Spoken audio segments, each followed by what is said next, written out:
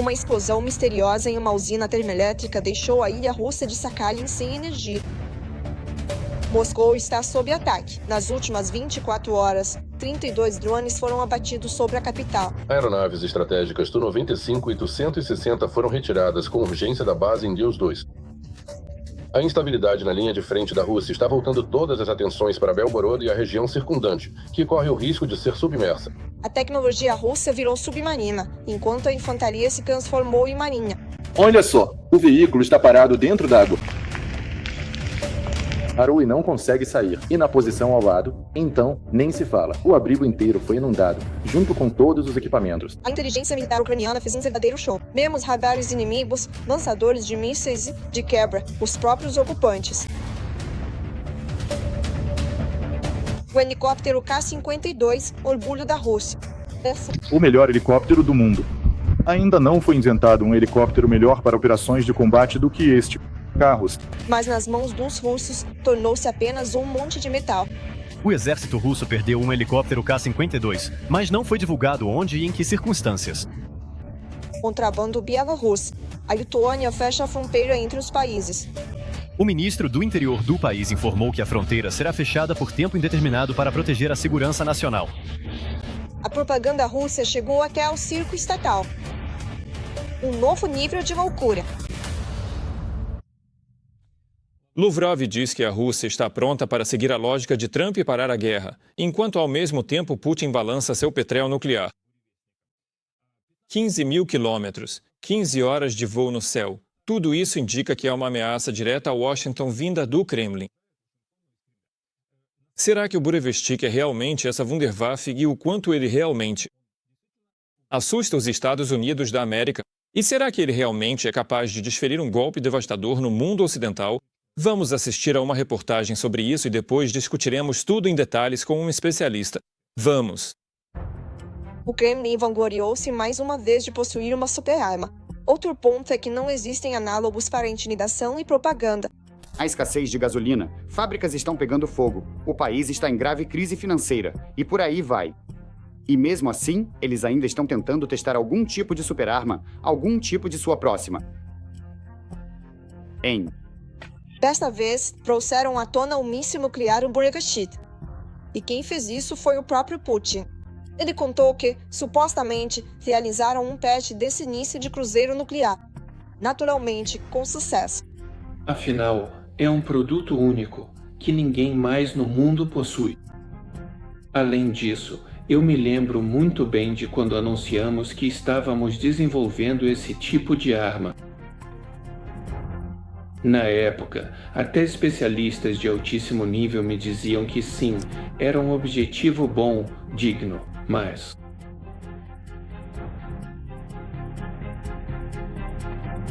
impossível de ser realizado no futuro próximo, historicamente falando. E agora, eis o teste decisivo. Os próprios testes do Burevestik teriam ocorrido supostamente em 21 de outubro, relatou Geazim. Os resultados deveriam causar medo. Durante o voo do míssil, todas as manobras previstas, tanto verticais quanto horizontais, foram realizadas. E assim foram demonstradas suas altas capacidades de contornar os sistemas de defesa antimísseis e antiaéreos. Quantos milhares de quilômetros? 14. E estava no ar? Muitas. Cerca de 15 horas. E isso não é tudo. É óbvio que essa é a forma como o país terrorista reage à imposição de sanções pelos Estados Unidos. E isso soaria ameaçador se não fosse por uma nuance. São os próprios russos que deveriam ter medo. O Burevestik não é, de forma alguma, um míssil novo. O desenvolvimento dela começou na Rússia ainda em 2001. No entanto, foi Putin quem a anunciou publicamente, só em 2018. Na época, ele afirmou que o alcance do Burevestik era ilimitado e que a trajetória de voo poderia ser imprevisível. Seria bom esclarecer quais são as consequências do lançamento. Não é bem assim. Nos Estados Unidos, o Burevestik recebeu o apelido de Chernobyl voador, Chernobyl. Foguete.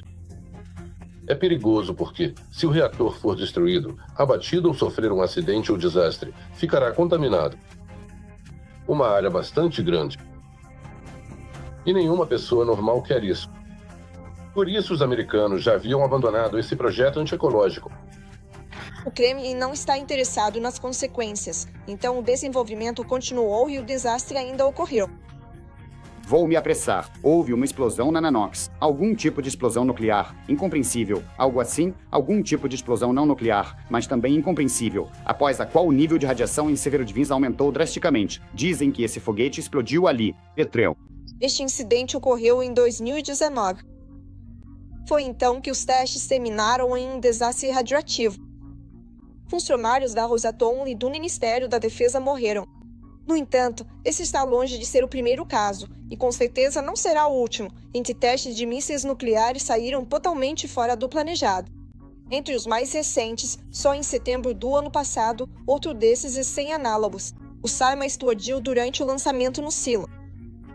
Imagens de satélite registraram então grandes danos ao complexo de lançamento no local do silo. Uma cratera enorme. Voltando ao Brevestit, até agora eram conhecidos 13 testes desse início. Desses, apenas um é considerado bem-sucedido. Naquela ocasião, o míssil percorreu 35 quilômetros e o voo mais longo do Brevestit durou apenas 2 minutos. Foi justamente quando ele percorreu esses 35 quilômetros. Ao mesmo tempo, o Kremlin, é claro, não deixou de se gabar de testes bem-sucedidos sem qualquer confirmação. Putin anunciou o voo bem-sucedido do Petrel. E em outubro de 1923, tudo isso, é claro, foi acompanhado exclusivamente por palavras. Mesmo que presumamos, não vou entrar em detalhes específicos e assim por diante, que eles tenham conseguido isso. Mesmo que presumamos, em uma cópia, bem, em 2 eles tenham conseguido isso. É algo como avelã. Que ninguém viu ainda. Mesmo que tenham feito um míssil, qual o sentido disso? Trump reagiu instantaneamente ao anúncio dos testes do Brevestit e não ficou impressionado com o foguete nuclear. Pelo contrário, ele lembrou que há um submarino nuclear perto das costas russas. E pediu para que Putin se concentrasse em terminar a guerra que ele mesmo começou contra a Ucrânia, em vez de fazer testes de mísseis. Eu não acho apropriado o que Putin está dizendo. Ele deveria acabar com a guerra. Uma guerra que era para durar uma semana e agora já está no 4º ano.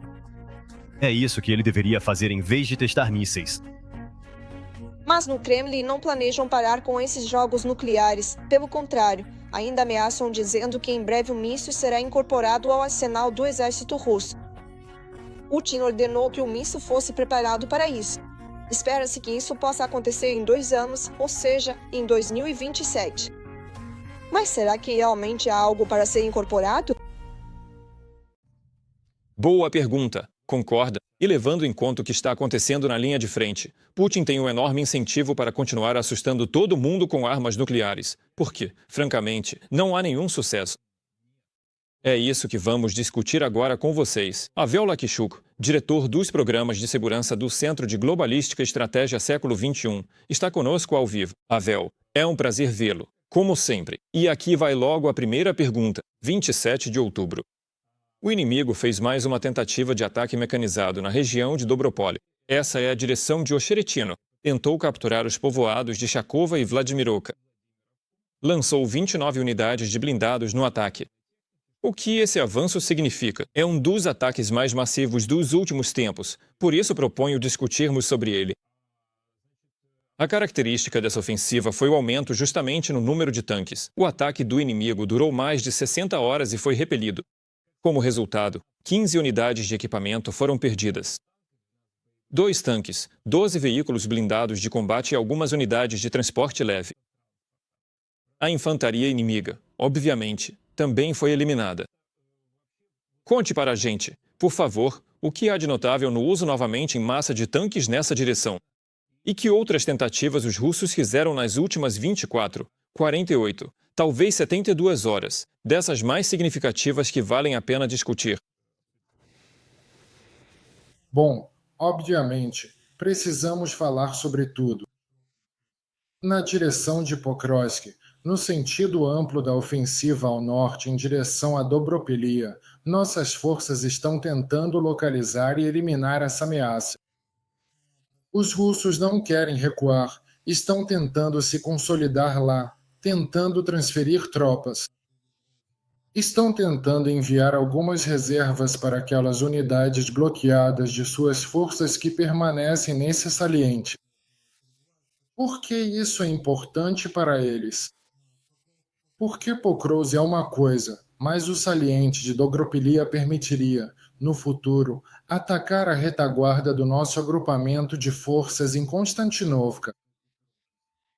Na verdade, foi por isso que eles tentaram esse movimento, quando perceberam a fraqueza das nossas posições nesse setor. Eles avançaram de uma vez, tendo como principal direção contornar Pokros. Isso era muito importante para o comando russo. E aí, quando surgiu a oportunidade de avançar para o norte, em direção a Dobropilia, com parte das forças, eles, mesmo correndo o risco de não conseguir cercar Pokros pelo norte, avançaram nessa direção. Agora as forças de defesa estão tentando, e não sem sucesso, localizar e eliminar esses salientes. Bom, dá para olhar os mapas do Deep State das últimas semanas para ver como as coisas estão andando por lá. Os russos não estão indo bem. Outra direção dessa mesma 51ª Divisão é tentar cercar Pokros pelo norte. Também não dá para dizer que eles lá. Justamente, inclusive porque tiveram que dividir e dispersar as forças, os resultados deles não são muito bons. Isso, como se diz, é um ponto positivo para a gente e negativo para o inimigo. Enquanto isso, no sul, os russos perceberam que não teriam sucesso no norte. Mesmo assim, decidiram realizar ataques e operações em direção a Pokros-Minograd, vindos do sul e do sudoeste, o que já era esperado. Quando, em agosto e setembro, houve tentativas de enviar grupos de sabotagem e reconhecimento em combate, na verdade, isso é uma continuação. E em cada direção vemos a tática própria do inimigo, que é determinada, primeiro, pelo estado das nossas forças. Segundo, pelo estado das condições físico-geográficas e pelas condições climáticas.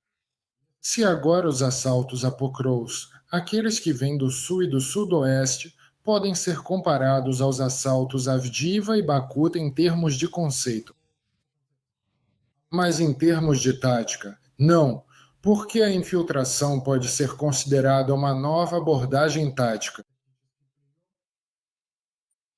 É mais complicado, muito mais complicado, mas isso é determinado justamente pelo caráter da nossa defesa, uma defesa em pontos-chave, quando não há um único espaço de combate. O mesmo acontece no saliente de Dobropilia. Por que surgiu a blindagem? Por que já não dá mais para correr ou andar de moto? O nosso solo de Chernozem é duro. E assim que começa o outono profundo, não dá mais para passar de patinete elétrico ou num carrinho velho. 1 ou 2 quilômetros, de repente você sobrevive, mas já não dá mais. A pé também não dá para atravessar essa distância. Por isso usam blindados como meios de transporte descartáveis, grosso modo, sabendo que esses blindados vão acabar sendo destruídos de qualquer jeito, pelo menos para cobrir uma certa distância. Eles precisam levar esses soldados russos de assalto para minimizar a distância que eles terão que percorrer a pé.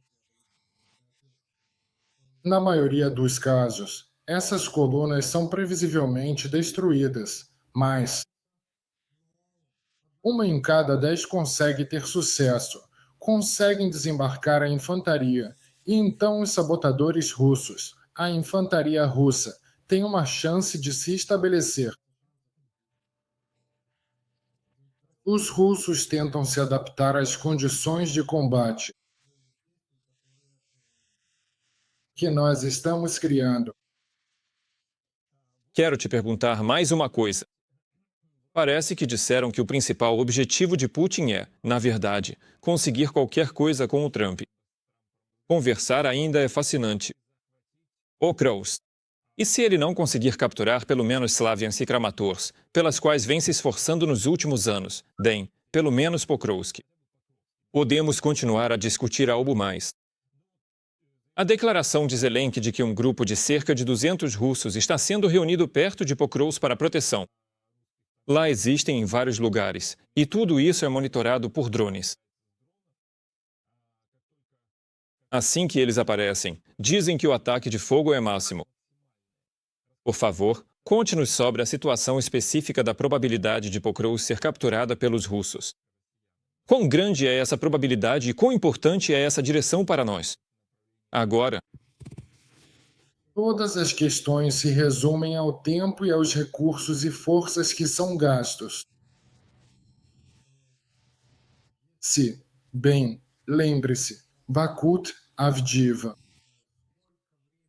Quanto tempo levou e que tipo de força foi necessária para que os ocupantes russos capturassem essas cidades? O mesmo poderia acontecer em Pokrovsk. Os russos reforçaram seu grupo e se preparavam para um ataque. Pokrovsk. Mas quanto? 4 meses, certo. No mínimo, esta já é a fase final dos preparativos. Naturalmente, foram acumuladas reservas e recursos. Agora, tudo isso está sendo lançado no ataque. E a situação na cidade é realmente difícil. Levando em conta que a zona cinzenta agora, com o uso de drones, tanto por nós quanto pelo inimigo, está sendo usada ativamente. Parte do campo de batalha se tornou zonas de confronto direto. A natureza dos combates mudou e parte da cidade permanece nessa zona cinzenta. Até onde eles conseguirão avançar? Mais uma vez, zona cinzenta não significa território capturado. Isso não quer dizer que seja nosso território. É uma zona onde estão ocorrendo combates. Então, isso pode continuar de 1 mês até 6 meses, ou até mais. Talvez, como resultado, o inimigo não tenha recursos suficientes e seja repelido. Talvez eles alcancem o sucesso. Por que Pokrovsk? Será que os especialistas estão apelando para Pokrovsk? Bem, obviamente, do ponto de vista da lógica comum, se Putin não tem realizações, pelo menos deveria apresentar alguma. Se uma cidade aparecer, você pode dizer, eu capturei a cidade, porque Gerazimo já havia se denunciado há 2 meses. Para Putin, sobre a captura de Pokrovsk e Kupisk. Passaram-se 2 meses, e ele relata que Kupisk e Pokrovsk estão cercadas por Mingrad, pois ainda não foram capturadas. Ou seja, o relatório anterior do AVAX acabou sendo uma mentira. Agora já podemos afirmar, não conseguimos capturá-los completamente, mas já estávamos circulando ao redor deles. Putin vai levar essa conversa fiada para o Trump. Na verdade, a tarefa do exército russo nem é alcançar algum sucesso no campo de batalha. Com o objetivo de obter vantagem, mas sim justificar as palavras do seu comandante em chefe, do chefe do Estado-Maior, para o ditador deles. Palavras que ele vai espalhar pelo mundo todo, para que não riam deles, do jeito que os blogueiros Zegs riem do Gerazimo. Putin precisa que esse sucesso realmente se torne uma realidade, de fato. então Vou concentrar todas as minhas forças em Max. Agora geralmente é 1/3, ou talvez até metade. O número de confrontos militares é 1/3 e, na verdade, pode-se considerar que é a metade. Forças envolvidas, forças ativamente envolvidas ao longo de toda a linha de frente. É nessa direção que estamos focados. Nós, Não temos absolutamente mais tempo, mas eu realmente quero ouvir a sua opinião. O Zelensky falou do Flamingo. Houve uso em combate. Ruta. Também houve uso em combate. Estão fazendo de tudo para que, este ano, tentem de verdade usar esses mísseis. O que você acha? Será que até o final do ano vai ser possível estabelecer produção em massa de mísseis ucranianos de longo alcance? Se puder, responda de forma sucinta. acho que vão conseguir organizar a produção. A questão é só a quantidade. Segundo ponto, os ataques. Isso também não significa ataques com o Flamingo, ou ataques com o Ruta, ou ataques especificamente com o Neptune. Cada ataque profundo na retaguarda do inimigo é uma tarefa complexa, que exige várias coisas. Tanto mísseis anti-radar, quanto meios de ataque, sistemas de defesa aérea para romper a defesa antiaérea do inimigo, e outros recursos. Para atingir diretamente o alvo de diferentes tipos, nossos drones lentos, talvez os Neptune rápidos, talvez também os Flamingo e os Ruta. Para cada tarefa, existe um conjunto próprio de recursos, dependendo da sua complexidade, das suas particularidades. E aqui todos os meios são importantes, não só aqueles mais divulgados, que todo mundo comenta. Muito obrigado. Pavel Akishuk, diretor do Programa de Segurança do Centro de Globalística e Estratégia Século XXI. Até breve.